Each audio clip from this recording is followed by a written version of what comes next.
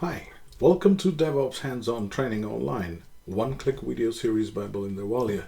In this video, we will install Gitlab Server in highly available Kubernetes cluster, and then we will attach some Gitlab Runners to the Gitlab Server so you can run your pipelines and workflows.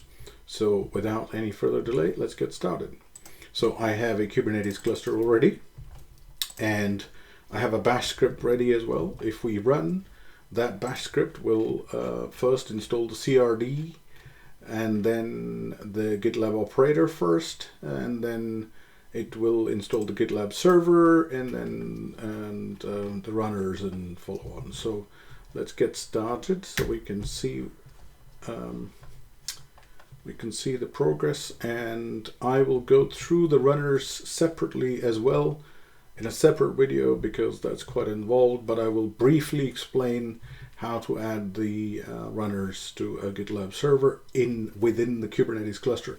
The advantage of having the runners running in the Kubernetes cluster is you use the unused storage, memory, and CPU cycles in a Kubernetes cluster. You don't need a separate hardware.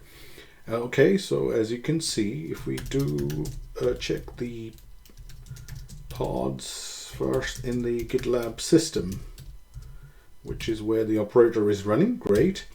And now let's see if we have the GitLab itself. Okay, nothing in the GitLab itself, but runners should be running there as well. Okay, so what I'm going to do is now, it takes a little while before everything is initialized and all the pods are up and running and everything. So if we go and just look at all the pods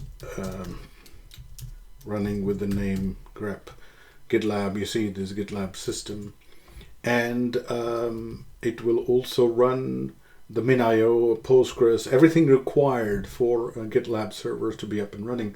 This is why I prefer using an operator, because in the Helm installation you have to do a lot of things step by step, and it's not fully automated. It's not like on the autopilot, and that takes a long time. So okay, now let's go through the working version of a cluster which I have.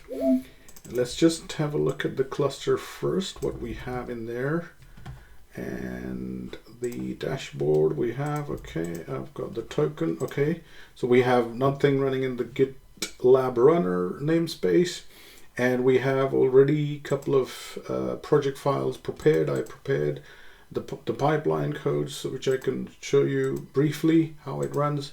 But first thing first, we will run the manifest files to install the runners.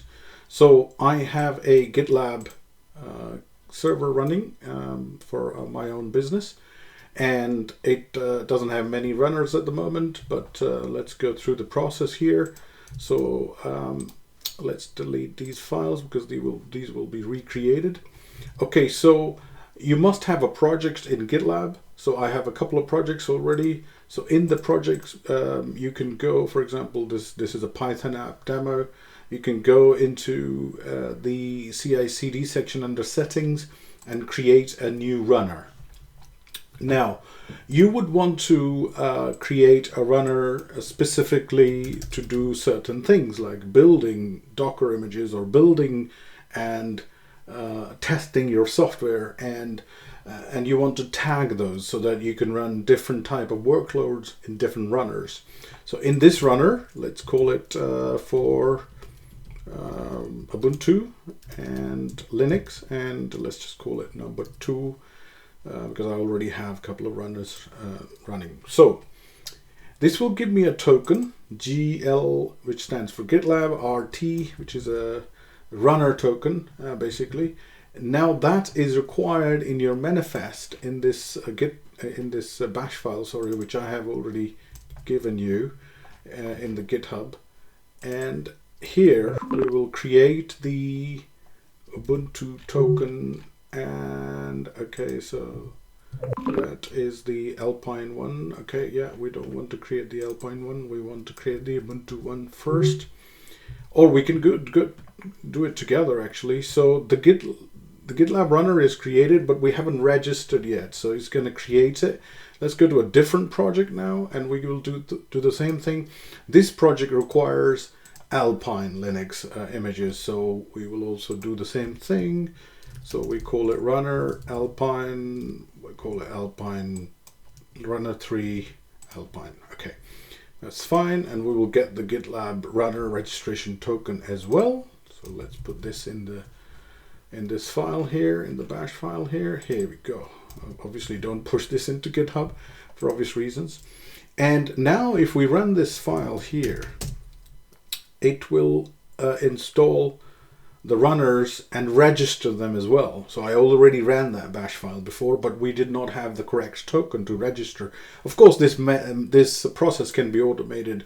You can pull the tokens via API, and you can have the master token in the vault. So in a production environment, you would do it very differently and properly, but this is just to understand how GitLab Server in Kubernetes works and GitLab Runners run and scale. So now we should have a couple of GitLab. Let me go to kubectl get. Okay, we should have some GitLab runner namespace. Okay, so there are runners running now, as you can see. 21 second and 8 second, which is great. Now they haven't actually started fully yet. They're not ready, so we will just watch it, I think. Let's do the GitLab runner, if I can type today, and let's watch it. Okay, so they should be ready any minute, and let's go and check here as well. You can view the runners for each project. Yeah, so the Alpine 3 is there, assigned to this project, and let's check in the other project we have in GitLab. Yeah, that Ubuntu one is also ready. So now what we can do is when the runners are up and running, we can actually start to okay, just a second, what's going on here? Oh, I missed the, sorry, yeah, my fault. Yeah, they're ready actually. So these runners are ready. So this is all I wanted to show you in this video, but in the next video I will go through how to scale these runners, how to run these workflow runners for your CI/CD pipelines using GitLabs. So thank you for watching this video, and stay tuned for the next video. Cheers.